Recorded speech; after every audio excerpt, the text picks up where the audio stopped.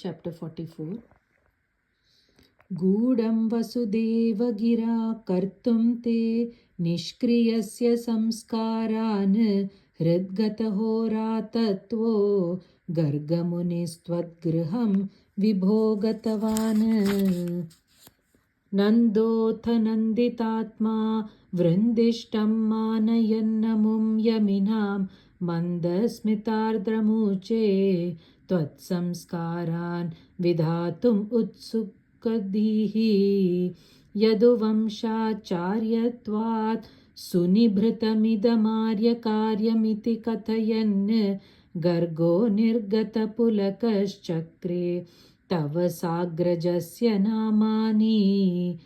कथमस्य नाम कुर्वे सहस्रनाम्नो ह्यनन्तनाम्नो वा इति नूनं गर्गमुनिश्चक्रे तव नाम रहसि विभो।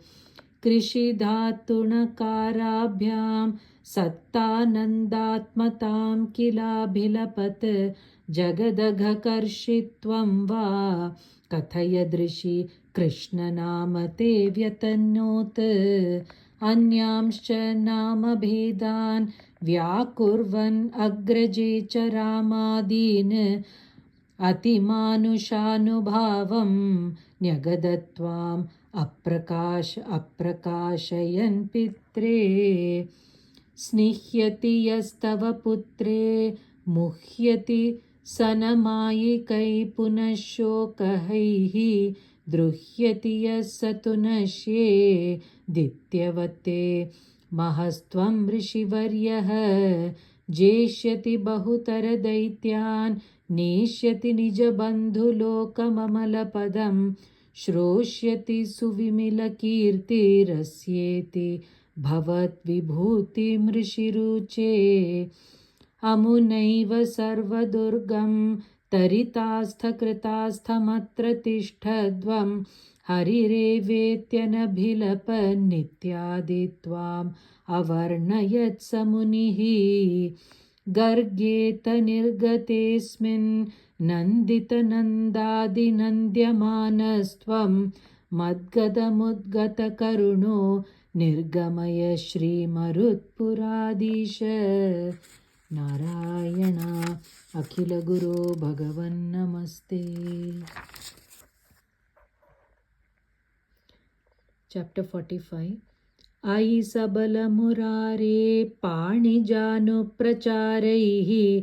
किमपि भवनभागान् भूषयन्तौ भवन्तौ चलितचरणकञ्जौ मञ्जुमञ्जीरशिञ्जा श्रवणकुतुकभाजौ चेरतुश्चारुवेगात् मृदुविकसन्ता उन्मिषद्दन्तवन्तौ वदनपतितकेशौ दृश्यपादाब्जदेशौ भुजगलितकरान्तव्यालगत्कङ्कणाङ्कौ मतिमहरतमुच्चैः पश्यतां विश्वनृणाम् अनुसरति जनौघे कौतुकव्याकुलाक्षे किमपि कृतनिनादं व्याहसन्तौ द्रवन्तौ वलितवदनपद्मं पृष्ठतो दत्तदृष्टि किमिव न विदधाते कौतुकं वासुदेव।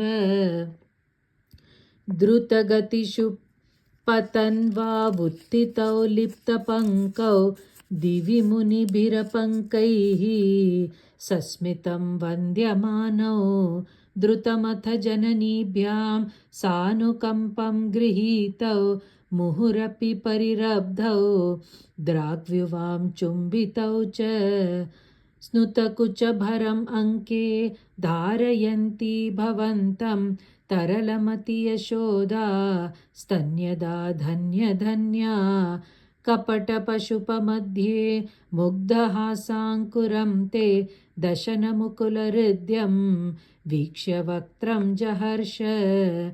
तदनुचरणचारी दारकैः साकमारात् निलयत्ततिषु खेलन् बालचापल्यशाली भवनशुकविलाळान् वत्सकांश्चानुधावन् कथमपि कृतहासैर्गोपकैर्वारितो भूः हलधरसहितस्त्वं यत्र यत्रोपयातो विवशपतितनेत्रास्तत्र तत्रैव गोप्यः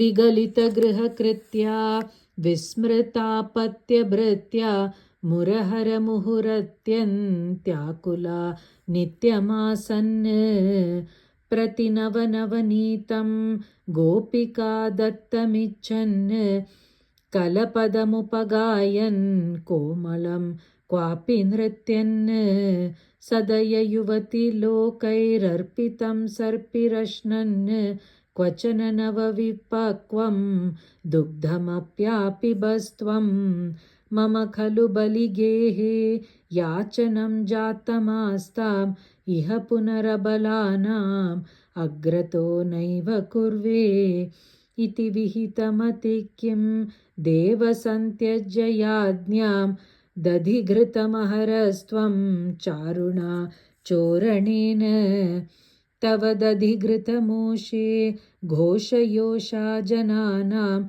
अभजत हृदि रोषो नावकाशं न शोकः हृदयमपि मुषित्वा हर्षसिन्धौ न्यधास्त्वं सममशमय रोगान् वातगेहादिनाथ नारायणाखिलगुरो भगवन्नमस्ते।